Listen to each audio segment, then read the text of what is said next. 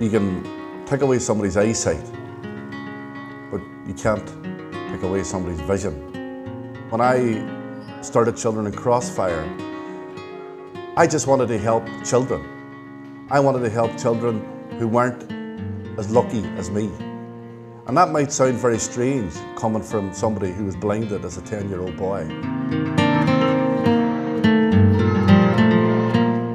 Rich countries give poor countries $5 billion a year, an average over the last 10 years in aid. The rich governments give the poor governments $50 billion a year, every year for the past 10 years in official aid. But the problem is we're taking back $500 billion every year for the past 10 years. The most important issue in the world! With issues that are very important, like who are we and what is our role on the planet and how do we connect to other individuals? I mean, to me, those are core fundamental questions that we all have to ask ourselves. And I believe that good art, generally on some level, however subtle or far removed, is engaging those fundamental questions. I was lucky because I come from a good family, good community, support networks. I had choices and opportunities available to me, even as a blind person. And I began to realise there were children in other parts of the world that didn't have that.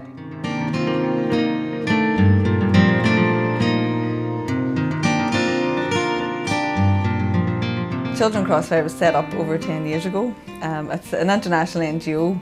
It was set up in the fight against global poverty and working in children's rights projects in Tanzania and Ethiopia and the Gambia. But part of that work is raising awareness here locally about why those projects are needed in the first place, why such inequality exists and the causes of that poverty. Because very often what we see as poverty is a symptom of a bigger problem. Our education work was designed to raise awareness locally about those issues and about the role people can play in making a difference and making the world a better place and a fairer place.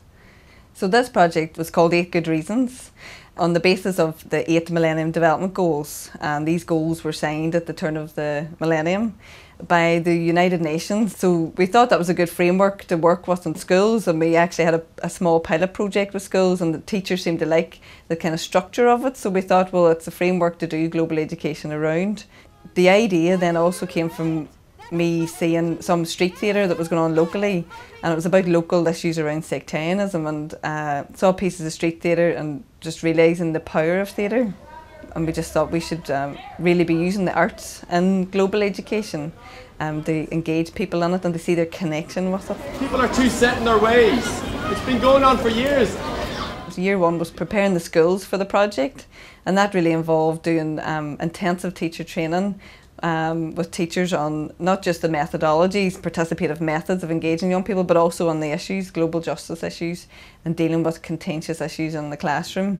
Sometimes children can be so blinded by, let's do it fast, let's get a silent class and we'll raise £20. And I think it makes a more meaningful experience when they know why they're doing that, and Children Crossfire put so much into that. So that's what I got out of the title. You sometimes maybe don't give them enough credit for how much knowledge they actually have and how interested they are in some of the issues, and that they can really get their point across. This is what's happening now. You know what's happening.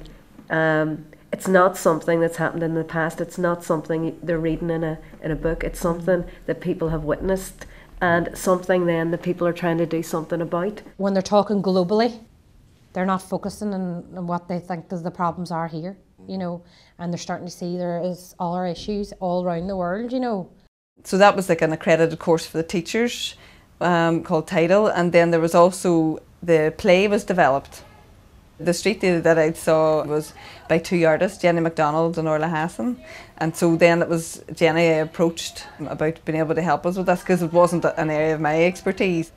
We went into schools first to do workshops to find out what issues they thought were important, what information they had about those issues, what opinions they had about those issues.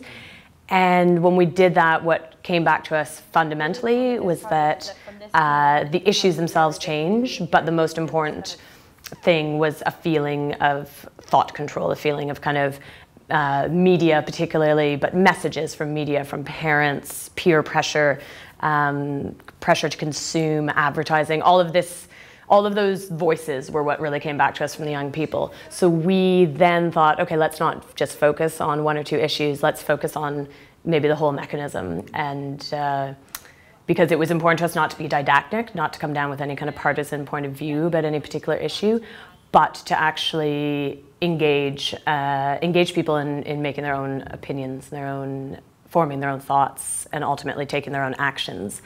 So that's where we got to from the exploratory workshops that led to the writing of the play. Lads, can you fill up the front 2 rows, please? A pilot was written of the play in June 2009, and then we worked with students at Oak Grove College to get their feedback and see if it was going to be accessible and interesting and informative for them as a piece of theatre. So we're basically inviting you into like a rehearsed reading. The actors can have their scripts in their hands.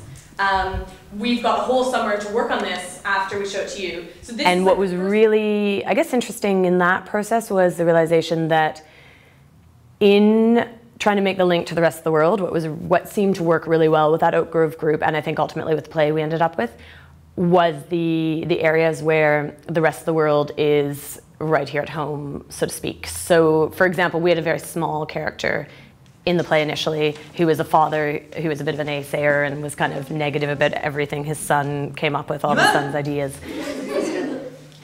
Yeah. What are they now?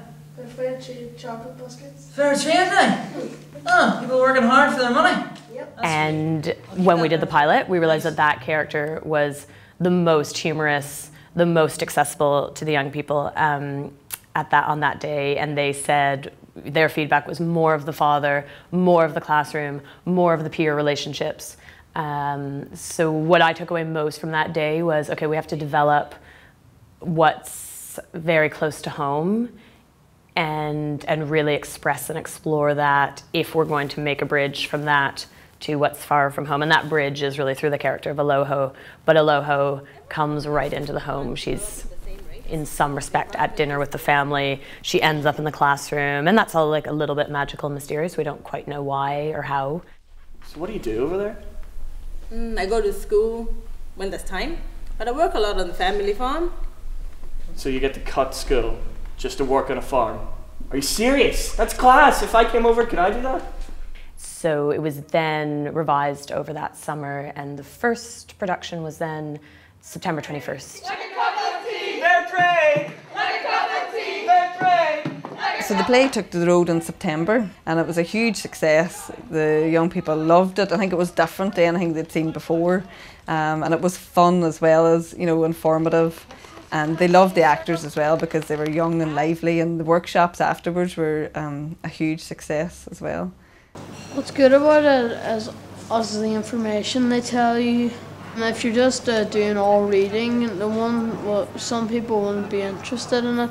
When something's funny, it makes you remember it more. When you watch the play and you got a laugh, so when you tell people, you remember what they talked about, like, you know, before and after the joke. The workshops after it were a great way, to learn stuff. Trillions of pounds is being used for weapons and stuff when it can be used for food for other people. Fair trade, like a cup of tea. That doesn't make In the any play, sense. I do James, Hank, Jim, Belinda, and Mr. Social Justice. The one thing that I would like them to come away with is a notion of critical thinking, you know, about media and stuff like that, and just don't necessarily have to be told what to think all the time. Just try and think your own ideas. What's it like living in the Congo? Well, the credit crunch is hard, as every time we lend money, they put One of the biggest impacts that this play can have is empowering the young people who see the show, inspired by the characters they see. The show, along with the workshop, all leads towards them having their own ideas to make their own mark on the world. A lot of our education system happens from the neck up. When you get people moving, you know, when we move our body in different ways, different parts of our brain open. When we play, we discover things. Also, I think a lot of issues, especially the way the planet is right now and the media, there's so much negativity and there's so much doomsday kind of prophesizing, and so I think a little bit of play, a little bit of humor particularly, is a much lighter, more positive, more hopeful, and ultimately, therefore, I would say, more beneficial. A lot of it was about encouraging critical thinking in young people and to question things. We wanted them to critically be, I suppose, active citizens that wanted to find their role. And theatre's brilliant for that, and it's great because you get into the character, and in a very short space of time you kind of learnt a lot, you know, without even realising it. Each group is so different. You have kids who want to get up and do the drama, you have kids who just want reserved, who don't want to speak to each other, but it's nice to see the barriers break down. We just need to give them a bit of hope, you know, and say you can do this. So here's the issues, here's the action project, here's things that you can be doing, and you can do it. You know, you can. I'm always constantly amazed by the amount they've remembered from the play. Like, we'd ask them questions about like what were the issues that were encountered in the play, and they just list off everything. That group of young people are continuing to be very engaged in other ways. One of the schools wants to get involved on the issue of fair trade and child labour. Another of the schools wants to get involved looking at issues of the environment and water particularly. So I think that engagement is still there, and those young people are in all kinds of ways being very active citizens in their communities. For the last year, we wanted to engage the general public, but it's a very different setting to a formal education setting. We don't have the general public for 2 hours or 3 hours where we can perform the play and debrief it. So we had to think a bit differently about it, and I suppose one of the strongest things that came out of the play and out of the research with the young people was this idea about connection, interdependence, you know, how we connect with the rest of the world. We just took the strongest points of the play and converted them into these characters that were going to go out on the street.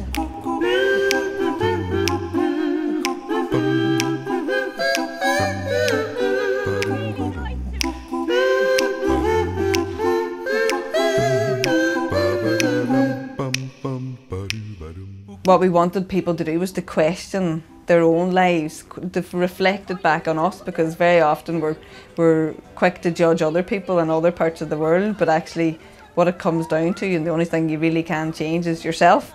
Really, that's what the bubbles were doing, and from the play I suppose it was that question, developing critical thinking skills, questioning approach that led to the bubbles.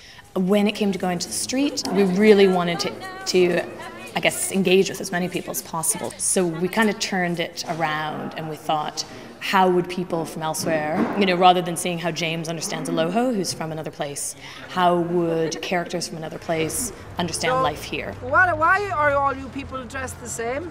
Our feeling was that on the street, if you preach, you'll instantly antagonize, and so we wanted actually to kind of gently invite people into a conversation, and have it be a conversation about how do we live, and you know, is it working? Why? Because people are greedy. Why? Because they have too much power. Why do people have too much power? Because the government gives it to them. Because they have credit cards. Because they were born rich. Because they were born rich. It's through the Bubbles' naivety we hope allowed the public to ask questions in their own life. Imagine walking through the town, you see this bubble, this character dressed up with this kind of big bubble structure. Kind of makes you stop and think. So we hope that it took people out of their comfort zone and made them ask questions about themselves in relation to these global issues. These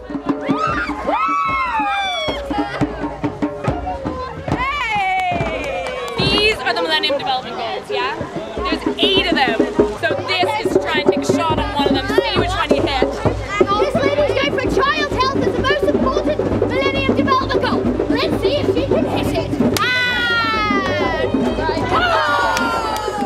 Why should the international development budget be protected at times when other budgets are going to be cut? And we have to show, well, sorry, it's a matter of global justice that we make good these monies and these commitments.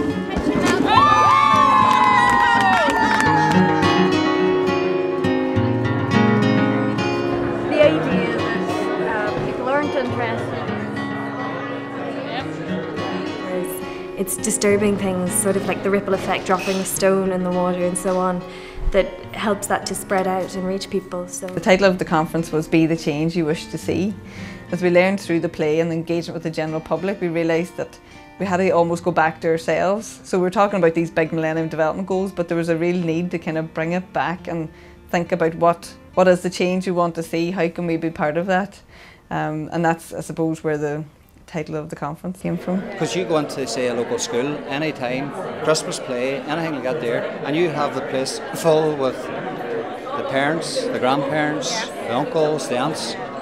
Why can that not be harnessed for action? The conference was an amazing opportunity to engage the general public a wee bit more in depth, so people that would maybe slightly open the door with. This was a chance to really go for it a whole day with people from all different backgrounds, from the general public, maybe from related work areas, maybe not. And we just thought we'd take that opportunity, and instead of, we have the report and the DVD and things to disseminate the learning and the impact from the project, so we just felt maybe it was more important to use that time to really engage with people and see what change we wanted to see and make it more active. The feedback was phenomenal, and the conference itself at the end was my favourite. But I loved the idea that this play that was informed by young people. The play actually was performed to adults, and it was a play that was informed and designed for young people, and I think it actually worked better with adults. And the adults were really engaging with it. Found it funny, and I thought, well, that's a testament to it. And the people at that conference were very passionate. We still hear from them now. What I would love, if it happened now, would be for some of the young people that had maybe seen the play and been involved in a campaign to take something on, to kind of be politically active, in their school or their community. That would be the icing on the cake. I would just love to see that could change their life, or make them be more engaged with these issues or want to make a difference.